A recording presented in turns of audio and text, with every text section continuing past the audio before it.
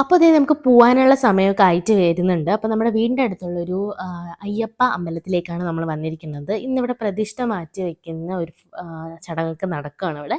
അച്ഛൻ രാവിലെ തന്നെ ഇങ്ങോട്ട് പോന്നിട്ടുണ്ട്. അച്ഛനിവിടെ ഒരു അംഗത്വമൊക്കെ ഉണ്ട്. നമ്മളിത് കുറച്ചും കഴിഞ്ഞിട്ട് ഇവിടെ വന്ന് തൊഴുത ശേഷം നമുക്ക് കുറച്ച് കാര്യങ്ങളുണ്ടായിരുന്നു. അതായത് 3-ാം മൂട്ടിലാണ് നമ്മളിപ്പോൾ വന്നിരിക്കുന്നത്. മില്ലിലേക്കാണ്.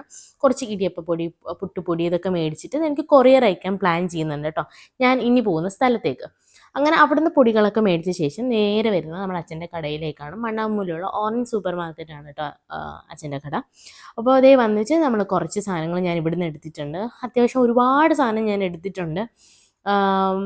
എന്താണെന്നുള്ളത് ഞാൻ ഇതിൻ്റെ ഒരു അൺബോക്സിങ് വീഡിയോ ഞാൻ ഷൂട്ട് ചെയ്യാം എത്തിയ ശേഷം കേട്ടോ.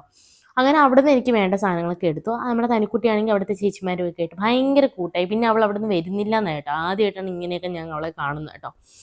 അവരൊരു മുട്ടായിയൊക്കെ കൊടുത്തിട്ടുണ്ടായി. തനിക്കുട്ടി ആദ്യമായിട്ടാണ് ഒരു മുട്ടായിയൊക്കെ കഴിക്കുന്നത് കേട്ടോ. അതുകൊണ്ട് അവൾ ഭയങ്കര ഹാപ്പിയായി.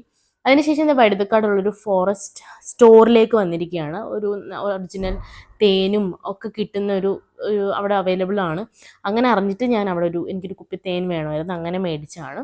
അത് കഴിഞ്ഞിട്ട് വരുന്ന മരുന്നും കോഴിയിൽ കുറേ ചട്ടികളൊക്കെ വെച്ചിരിക്കുന്നുണ്ട്. അപ്പോൾ അതൊക്കെ ഞാൻ എല്ലാം മേടിച്ചില്ല, എനിക്ക് അത്യാവശ്യമുള്ള 2-3 ഞാൻ മേടിച്ച് എല്ലാ സാധനങ്ങളും പാക്ക് ചെയ്തിട്ട് ഇത് പിറ്റേ ദിവസങ്ങളൊക്കെ അയച്ചു കേട്ടോ. അവളെയും കൂടെ ഞാൻ റാപ്പ് ചെയ്ത് വിട്ട്. തനിക്കുട്ടി ഭയങ്കര വശങ്ങൾ കാണിച്ചപ്പോൾ ഞാൻ പാക്ക് ചെയ്ത് വെച്ചു കേട്ടോ. ചുമ്മയാണ്, വെറുതെയാണ്.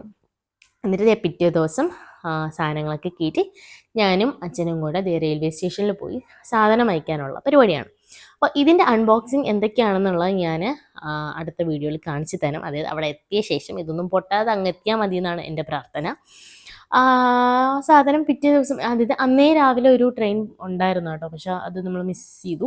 കുഴപ്പമില്ല, പിറ്റേ ദിവസമാണ് ഇനി ട്രെയിൻ ഉള്ളത്. അപ്പോൾ അവർ തന്നെ എല്ലാം പാക്ക് ചെയ്ത് എല്ലാം അത് നമ്മൾ പാക്ക് ചെയ്ത് പോയി. അവർ ജസ്റ്റ് ഒന്നും കൂടെ ഒന്ന് പാക്ക് ചെയ്ത് വൃത്തിയാക്കി സെറ്റ് ചെയ്ത് നമ്മൾ അയച്ചിട്ടുണ്ട്.